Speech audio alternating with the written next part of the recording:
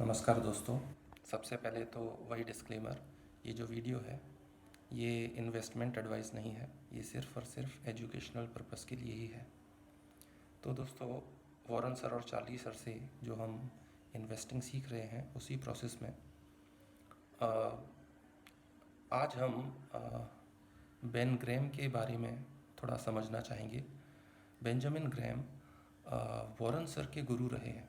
Warren sir ने Colombia university से study की है और इस यूनिवर्सिटी में सिक्योरिटी एनालिसिस के प्रोफेसर रहे थे बेन ग्रैम। और बेन ग्रैम ने एक बहुत अच्छी बुक भी सिक्योरिटी एनालिसिस पे लिखी थी, द इंटेलिजेंट इन्वेस्टर। और वॉरेन बफेट सर कई बार इस बुक के बारे में काफ़ी अच्छे से बताते हैं और इसे रिकमेंड करते हैं। और वॉरेन सर इस बुक के 2 चैप्टर्स को रिकमेंड करते हैं, specially chapter 8 and chapter 20। Chapter 8 में बेसिकली स्टॉक मार्केट फ्लक्चुएशंस के बारे में बताया गया है, जिसमें कॉन्सेप्ट ऑफ मिस्टर मार्केट बताया गया है। और चैप्टर 20 में मार्जिन ऑफ सेफ्टी के बारे में बताया गया है। इन दोनों चीज़ों को हम वॉरेन सर ने जिस तरह से इसको एक्सप्रेस किया है एट डिफरेंट मोमेंट्स, उस तरह से हम इसे देखेंगे। तो दोनों ही चैप्टर्स का जो क्रक्स है अकॉर्डिंग टू वॉरेन सर क्या है उसको हम समझना चाहेंगे। देखिए, वॉरेन सर कहते हैं कि ये जो मार्केट है, ये जो स्टॉक मार्केट है,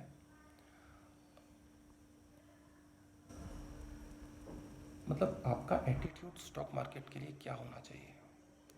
the market should be your slave and it should never be your instructor. ये बड़ी इंपॉर्टेंट सी बात वॉरेन सर बताते हैं। मतलब ये जो मार्केट है ना, ये आपका स्लेव होना चाहिए, स्लेव। कहीं गलती से ऐसा ना हो जाए कि ये मार्केट आपका इंस्ट्रक्टर बन जाए, ऐसा कभी नहीं होना चाहिए। ओके। इसका क्या मतलब हुआ? देखो, एक बात वॉरेन सर बताते हैं कि stocks are pieces of businesses. मतलब जो भी आप परचेज करते हो, आप बेसिकली बिजनेस परचेज कर रहे होते हो। तो जैसे मान लो आपको कोई कुछ बिजनेसेस बाय करने हैं, जैसे आपको रिलायंस बाय करना है, आपको इन्फोसिस बाय करना है, आपको टीसीएस बाय करना है, एग्जाम्पल्स हैं। तो स्टॉक मार्केट आपका स्लेव है। मतलब आपको किस प्राइस पे बाय करना है ये आपको डिसाइड करना है। आपको बिजनेस की इंट्रिंसिक वैल्यू खुद कैलकुलेट करनी है। ये मार्केट सिर्फ और सिर्फ आपका स्लेव है। मतलब आपको परचेस करना है तो आप इसे ऑर्डर दोगे, ये आपको परचेस करके देगा। और क्या नहीं करना है ये आपका इंस्ट्रक्टर नहीं होना चाहिए। इसका मतलब क्या, बहुत सारे लोग पता है क्या इंटरप्रेट कर लेते हैं कि बहुत सारे लोग ऐसी बात करते हैं कि मार्केट ऊपर जा रहा है, बहुत ऊपर जा रहा है, तो इसका मतलब चीज़ें अच्छी हो रही हैं, बढ़िया हो रही हैं, वगैरह वगैरह। ऐसा कुछ नहीं होता। वरुण सर एक बात और एक्सप्लेन करते हैं कि जो मार्केट होता है ये पता है क्या है, कि एक व्यक्ति जो बहुत ज़्यादा ड्रंक है, जो जिसने बहुत ज़्यादा पी रखी है, ऐसे व्यक्ति के तरीके से होता है। सोचो, एक पर्सन कोई बहुत ज़्यादा ड्रिंक करके बैठा हो तो उसका जो बिहेवियर होता है वो बड़ा अनप्रडिक्टेबल सा होता है। द इमेंसली अनप्रडिक्टेबल टाइप का होता है। वो कुछ भी कर सकता है। मान लो इस तरीके का कोई व्यक्ति है, वो कभी बैठा हुआ है चेयर पे, हो सकता है वो चेयर से खड़े होकर डांस करने लगे, फिर ज़मीन पे लेट जाए।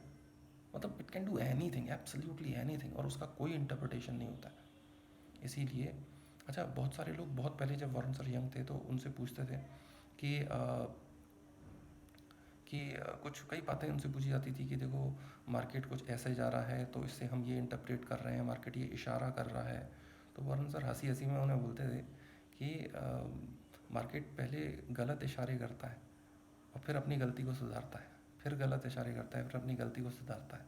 दूसरे शब्दों में वो प्यार से ये कहना चाह रहे थे कि मार्केट कुछ नहीं बताता हमें कभी भी। मतलब सबसे बड़ी गलती वो व्यक्ति करता है जो मार्केट के दिए हुए इंस्ट्रक्शन पे काम करता है। प्लीज़ ज़िंदगी में कभी ऐसा नहीं करना।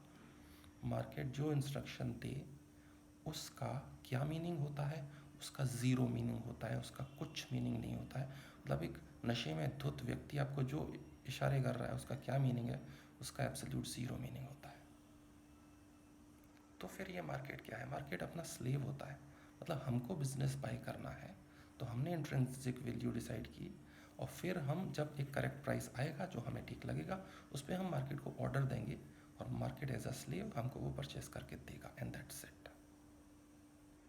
ओके, मार्जिन ऑफ सेफ्टी के बारे में वॉरेन सर बताते हैं कि always keep an air in things.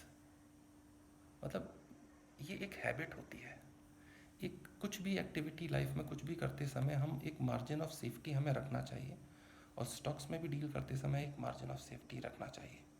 बात वही है जैसे कुछ भी कहो, मतलब जैसे आप अपने तरीके से कैसे भी समझ सकते हो। It is as simple as keeping an air in things. बचपन में बड़े लोग हम लोगों को ऐसे बताते थे कि मान लो एक सिटी से दूसरे सिटी अगर आपको जर्नी करके जाना है, और मान लो आपने कैलकुलेशन की कि इतना ट्रेन का टिकट लगेगा, इतना और एक्सपेंडिचर होगा, एट्सेट्रा मिला करके मान लो वो टोटल आया 1000 रुपी। तो अगर आप एग्जैक्टली 1000 रुपी लेकर के जाओगे और उसके अलावा कुछ भी नहीं होगा, तो पता है आप लौट के वापस नहीं आने वाले। का मतलब हम जब भी कुछ करते हैं तो उसमें एक मार्जिन ऑफ सेफ्टी रखते हैं, उसमें एक समथिंग एक्स्ट्रा रखते हैं, अपनी हर एनालिसिस में रखते हैं, क्योंकि चीज़ें कुछ अलग ट्यून पर चल सकती हैं, कुछ हो सकता है। तो देयरफॉर जब भी आप कोई भी कितनी भी अच्छी, कितनी भी एक्यूरेट एनालिसिस करो, है ना, और उससे आपकी कुछ इंट्रिंसिक वैल्यू निकल के आए, तो उसमें कुछ मार्जिन ऑफ सेफ्टी रखो। मतलब आपको निकल के आया मान लीजिए 100 रुपी इज़ दी इंट्रिंसिक वैल्यू, तो आप उसे 100 से नीचे परचेज करने की कोशिश करो। 100 की जगह आप 90, 80 and as low as possible etcetera, right. So मतलब वॉरेन बफेट सर की जो लाइफ है और उनकी जो इन्वेस्टिंग स्टाइल है, वो बेंजामिन ग्रैहम, जो बेन ग्रैहम जो है, उनसे बहुत इन्फ्लुएंस्ड है।